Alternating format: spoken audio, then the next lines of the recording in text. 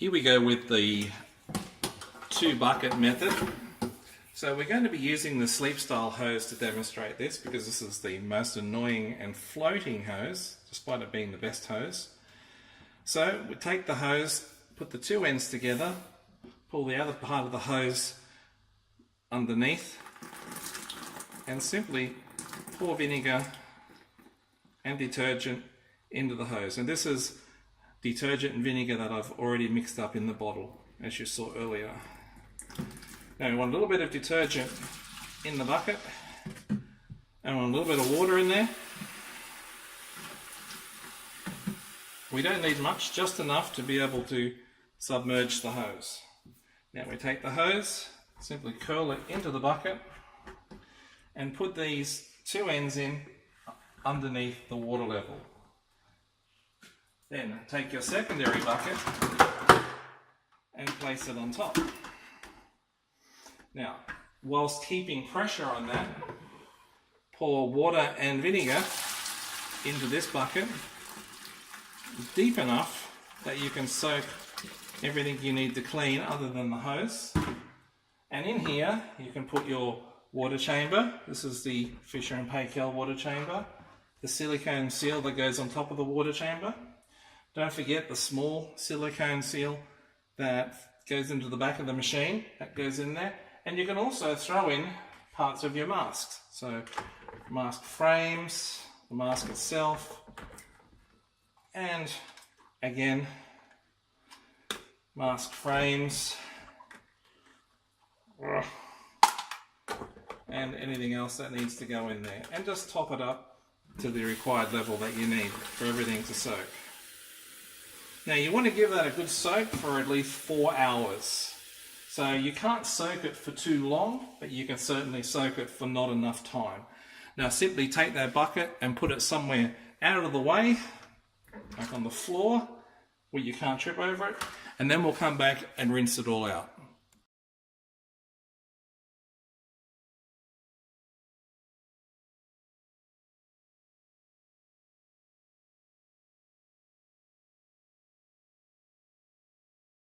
So here we are, we're just going to do the in-between rinse with the Phillips hose. Now the Phillips head is flexible, so that means it's going to be easy to stretch. So if you place it over your tap, don't force it over because that's going to stretch it. This is very dangerous to do on your machine. If you take care, because if you stretch your hose, it's not going to stretch back and you're going to have to go buy a new hose. It won't fit your mask. So use the side of your hose. So you get the side that fits the machine. Don't use this side, use the side that fits your mask. And then gently hold it against the tap and run warm water through it. So I'm not forcing it on the tap, I'm just putting it up against it. Just 2 fingers very lightly. If you force it over the end, it's no longer going to fit your mask and you're going to have to gaff tape it onto your hose. Don't do that. That's it. 60 seconds like this is more than enough.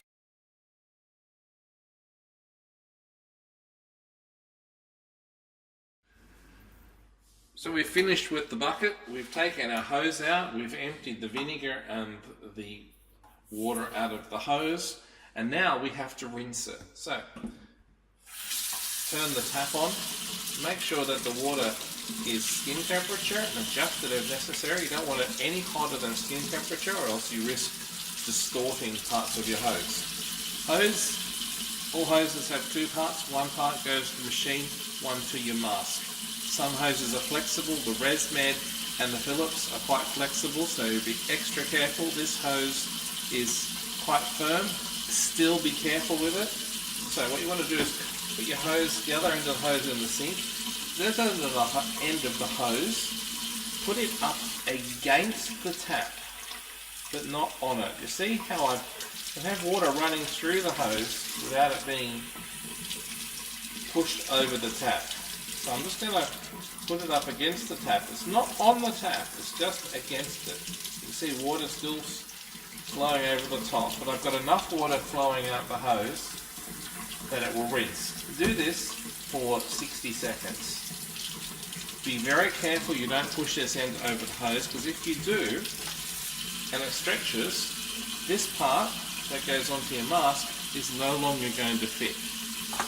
Now, once we've finished that, quickly pull the hose out of the sink, and while you're doing it, you can rinse the outside of the hose and pull it out this way so that the water has a chance to drain as you pull it out. I suggest you go and hang this hose somewhere, over a door or a chair, something like that, and just let it dry. But you can see there's no water inside the hose, so that's fine. So now we come to the other components. So two types of masks. Now I like to, you can use common sense when it comes to your mask. So I'm just going to show you two types of masks, and there's a reason for this. So the first type of mask is the Resmed 20 series. Now the 20 series, the air escape holes are on the hose attachment, not on the mask. So when we're cleaning this, alright, we want to just use a little bit of mild detergent. So inside this is just some detergent. The same detergent we wash everything else with. It's just a foamer. So when you rinse this out, make sure that you really pay some detail to those air holes, and make sure that all those little air holes are fully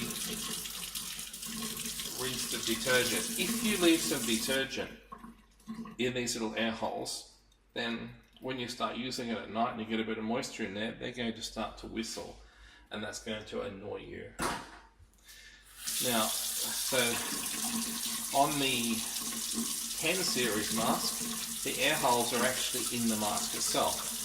This is the case with many brands of masks. So with these ones, when you rinse the mask, so notice I'm not just trusting the vinegar soap. I like to get in there with my fingers and make sure every little bit of grub is out. So your saliva and whatever else really shouldn't be in your mask. Alright? Rinse those air holes perfectly so there's nothing left. How do you know that you've cleaned the silicone? It has that very grippy silicone sound to it. If it's slippery, then you haven't cleaned it well enough. You can hear it even more so on this mask.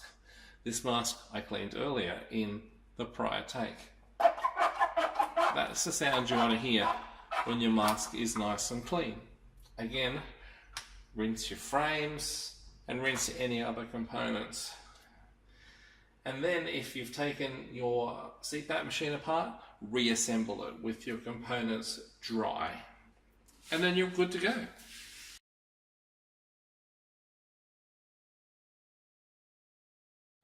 Now to wash your straps. If your washing machine has a delicate setting, use the delicate setting. Make sure the temperature is not too hot. I would probably turn that down to at least 30, and a slow rinse is fine. And you can even use a time saver setting. Open your machine, throw in something else besides your straps, and then there's a couple of straps. Just throw them in, and off they go. Now, as far as what products to use, well, we've got a selection here, but what I prefer is pure soap flakes. Now, if you don't have anything pure, then you want to use something gentle, and I find that a wash for blacks is quite nice to use. And there's different brands of products that are designed for black wash. I would avoid really hardcore detergents like this. They will corrode. So I would stick to soap if I were you, and that's it. So we'll just simply put a little bit of soap in there. We don't need much. Shut the lid, and off we go. Done.